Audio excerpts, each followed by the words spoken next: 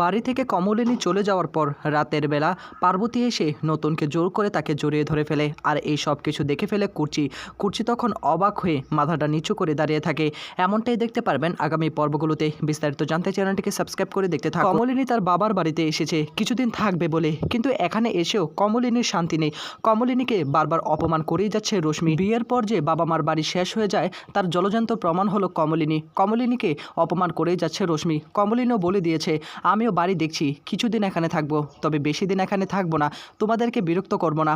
কমলিনীর মা বলে, তোকে কে বলেছে তুই আমাদেরকে বিরক্ত করিস? সবসময় তুই আমাদের কাছে থাকবি, আমাদের এতে আপত্তি নেই, ছোটোবেলা থেকেই তোকে মানুষ করেছি, তোর জীবনটা এভাবে শেষ হয়ে যাবে আমরা কল্পনা করিনি। কমলিনী বলে, সব কিছু আমার ভাগ্যে লেখা ছিল, ভাগ্যের ওপর তো আর কারো হাত নেই।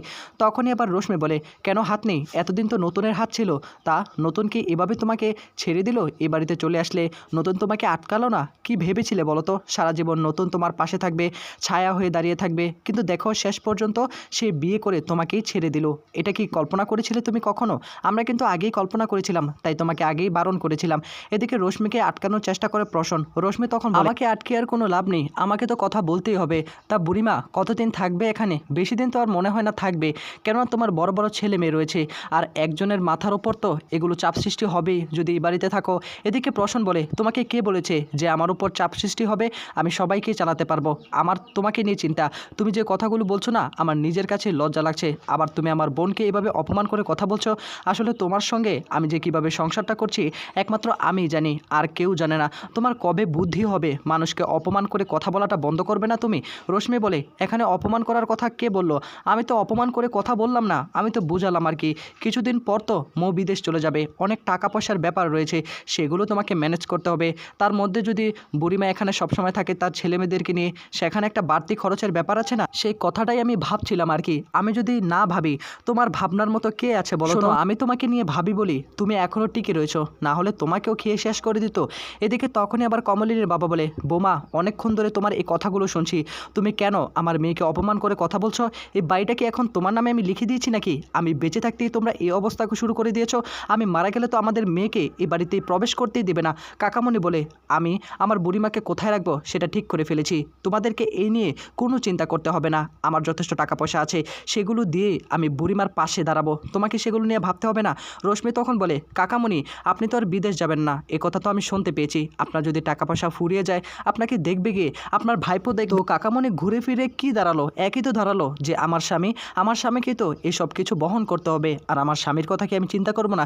সেই থেকে বললাম আর কি। এখানে তো আর অপমান করার কথা আমি বলিনি, যেটা বাস্তব সে বাস্তবসম্মত কথাগুলোই আমি তুলে ধরলাম। আর কিছুদিন পর মৌ এখান থেকে চলে যাবে, অনেক টাকা পয়সার ব্যাপার না, সেগুলোই বলছিলাম আর কি। আপনি এভাবে রেগে যাচ্ছেন কেন? আমি তো রাগার কোনো কথা বলিনি। এদিকে তখনই রশ্মি চুপ হয়ে দাঁড়িয়ে থাকে, আর এদিকে তখনই কমলিনী রশ্মির কথাগুলো শুনে মনটা খারাপ করে খাবার খাওয়া বন্ধ করে দেয়, আর তখনই চোখের জলগুলো ফেলতে শুরু করে।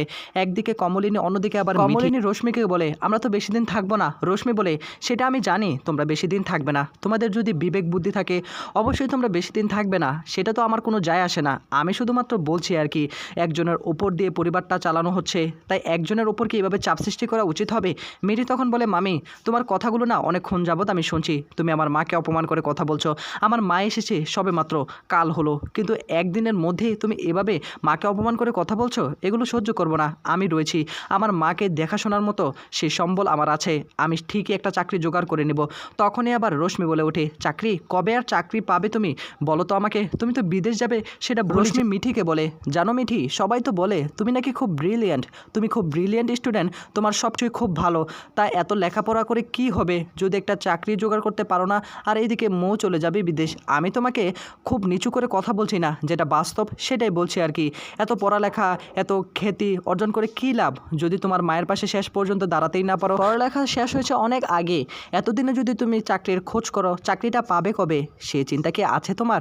হ্যাঁ, সেই চিন্তাগুলো নিয়ে তো তোমাকে এগোতে হবে, তাই না? এদিকে কমলিনী বলে, বৌদি অনেকক্ষণ যাবৎ তুমি আমার মেয়েকে অপমান করছো, তোমার এইসব কিছু নিয়ে চিন্তা করতে হবে না। আমার মেয়ে চাকরি পাবে কি পাবে না, করবে কি করবে না, সেই সিদ্ধান্ত আমার।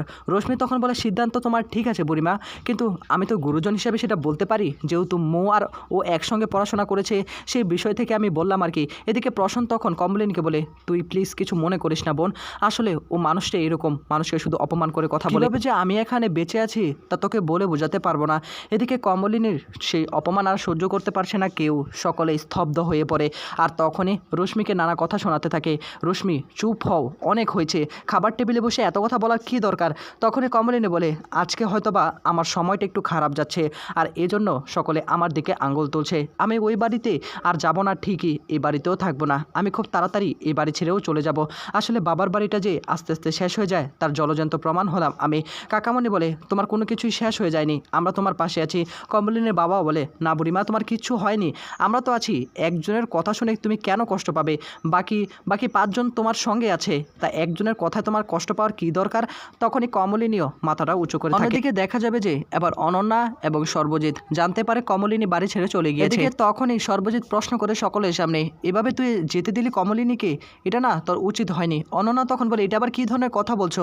কমলিনী এ বাড়িতে বহু বছর ধরে রয়েছে, আর কতকাল থাকবে? নতুনের একটা সংসার আছে না, নতুনের বাড়ি, নতুন তো থাকবেই, তাই না? এদিকে তখনই আবার ঠাম্মি বলে, আমি কিছু জানি না বাপু, নতুন কিন্তু বৌমাকে একবারের জন্য বলেনি এই বাড়ি ছেড়ে চলে যাওয়ার জন্য। বৌমার নিজের ইচ্ছায় চলে গিয়েছে, তার বাবা মাকে ফোন করেছে, তার দাদা এবং কাকামণি এসে নিয়ে গিয়েছে। আমি তো আটকানোর চেষ্টা করেছিলাম বাপু, আমার কথা কি আর শুনবে, চলে গিয়েছে। তখন নতুন বলে, দাদা, কাউকে কি আর বেঁধে রাখা যায় নাকি? কমলিনীর যথেষ্ট বয়স রয়েছে, আর তার একটা বিবেক বুদ্ধি বলতে কিছু তো আছে। সে যদি তার বিবেক দিয়ে এখন চলে যেতে চায়, তাকে তো আর আটকে রাখতে পারি না, তাই তাকেও আমি আর আটকাইনি। এদিকে তখনই পার্বতী নিচে নেমে আসে। পার্বতী নিচে নেমে এসে বলে, দাদা, আমি একটা কথা বলছি, হয়তোবা তোমরা ভাবছো আমি এই বাড়িতে আসার পর থেকে সব কিছু উলটপালট হয়ে গিয়েছে, কমলিনীদি এই বাড়ি ছেড়ে চলে গিয়েছে, কিন্তু সত্যিকারের কি আমি কিন্তু সবসময় চাইতাম আমরা সকলেই একসঙ্গে থাকবো। কিন্তু কমলিনীদিকে আমি আটকানোর চেষ্টা করছি যে তুমি চাইলে থাকতে পারো, আমার এতে কোনো আপত্তি নেই, কিন্তু কমলিনীদি কোনোভাবে এই বাড়িতে থাকবে না, সে ইগো থেকে এখান থেকে চলে গিয়েছে, আমি কি করতে পারি? সর্বজিৎ তখন বলে, পার্বতী, আমি তোমাকে কিছু বলছি না, সেটা কোনো ফ্যাক্ট না, কিন্তু একটা কথা কি আমার ভেবে খারাপ লাগছে, কমলিনী এ বাড়িতে অনেক দিন যাবৎ ছিল আর কি, তো তার একটা স্মৃতি মায়া জড়িয়ে আছে এই বাড়িতে, হঠাৎ করে এই বাড়ি ছেড়ে চলে গেল, সেটাই আমি মেনে নিতে পারছি না আর কি। সেটা তোমার জন্য হোক বা যার জন্যই হোক, সেটা আমি আর দেখতে আসি না। এদিকে অনন্যা বলে, আচ্ছা এই কথাগুলো হচ্ছে কেন, আমি তো কিছুই বুঝতে পারছি না। পার্বতী এখন নতুনের বউ হয়ে এখানে এসেছে, নতুনের একটা উচিত পার্বতীর একটা স্পেস তৈরি করে দেওয়া, আর কমলিনী যেহেতু চলে গেছে এতে ভালোই হয়েছে। ঠিক সেই মুহূর্তে মিটিল চলে আসে। মিটিল এসে বলে, আমি বলছিলাম কি নতুন কাকু, তুমি কি আসলে আটকাওনি কাকিমাকে একবারের জন্য, নাকি কাকিমা নিজের ইচ্ছায় চলে গিয়েছে? তুমি চাইলে কিন্তু আটকে রাখতে পারতে। আমি কাকিমাকে বলেছিলাম যাতে এই বাড়ি ছেড়ে চলে না যায়, কিন্তু তোমাকে ভুল বুঝে চলে গেল। আসলে সব সময় না আমি কাকিমার দোষ দেব বা তোমার দোষ দেব, আসলে কিছু কিছু সময় ডিসিশনটা এমন হয়ে যায় যে সিচুয়েশন অনুযায়ী তাকে ডিসিশন নিতে হয়, আর সেটাই করেছে কাকিমা। মিঠিলের কথাগুলো শুনে মিঠিলের দিকে তাকিয়ে থাকে নতুন। কুর্চিও সেখানে চলে আসে। কুর্চিও চোখের জলগুলো ফেলতে শুরু করে, বৌদিভাই এই বাড়ি ছেড়ে চলে গিয়েছে। দেখ মিঠিল, আমি একটা কথা বলছি, যদি বৌদিভাইয়ের জায়গায় তুই থাকতি তাহলে কি করতি? অবশ্যই এই বাড়ি ছেড়ে চলে যেতি, কেননা বৌদিভাই অনেক অপমান সহ্য করেছে, শেষ পর্যন্ত এই পার্বতীর অপমানও কি সহ্য করবে নাকি? পার্বতী নানাভাবে কিন্তু বৌদিভাইকে অপমান করে খোঁচা মেরে কথা বলছিল নতুনদাকে নিয়ে। পার্বতী ভেবেছিল হয়তোবা বৌদিভাই এখানে থাকলে নতুনদা কখনো তার হবে না, আর সেজন্য এই ডিসিশন নিতে বাধ্য হয়েছে আমার। এদিকে বুবলাই বসে থাকে। বুবলাই বসে বসে সকলের সামনে বলে ওঠে, আমার মা চলে গিয়েছে, আমি হয়তোবা এখানে বেশি দিন থাকতে পারবো না, কেননা মা চলে গিয়েছে। নতুন কাকু মনে হয় না আমাকে অ্যালাউ করবে, কিন্তু আমিও বাসা বাড়ি দেখছি, আমাকে একটু সুযোগ দিতে হবে। রাতের বেলা দেখা যায় পার্বতী শাড়ি পরে তখন নতুনের ঘরে আসে। নতুন তখন বলে, কি ব্যাপার, তুমি হঠাৎ করে রাতের বেলা আমার ঘরে কেন? তখনই আবার পার্বতী বলে, কেন আসবো না, এখন তো কমলিনী দিন নেই, আর তুমি কেন আমার থেকে এইভাবে দূরে দূরে থাকবে? দেখো যা কিছু হয়ে যাচ্ছে সবটা কিন্তু মেনে নিতে হবে, আর আমি খুব খুশি জানো তো, তুমি আস্তে আস্তে আমাকে বুঝতে শুরু করে দিয়েছো। একটা মানুষের জন্য কখনো জীবন থেমে থাকে না, আর সেটা হলো কমলিনীদি। যেহেতু কমলিনীদি চলে গিয়েছে, আমি সত্যিকারে তোমাকে ভালোবাসবো, তোমাকে আপন করে রাখবো, তোমার কাছাকাছি থাকবো, প্লিজ আমাকে তুমি সেই সুযোগটা করে দাও। এই কথাগুলো শোনার পর এদিকে তখনই নতুন কি যেন ভাবতে থাকে। এক পর্যায়ে নতুনকে জোর করে তাকে জড়িয়ে ধরে ফেলে পার্বতী। তো বন্ধুরা, যদি এমনটা হয় আসলে কি ভালো লাগবে? কমেন্ট করুন।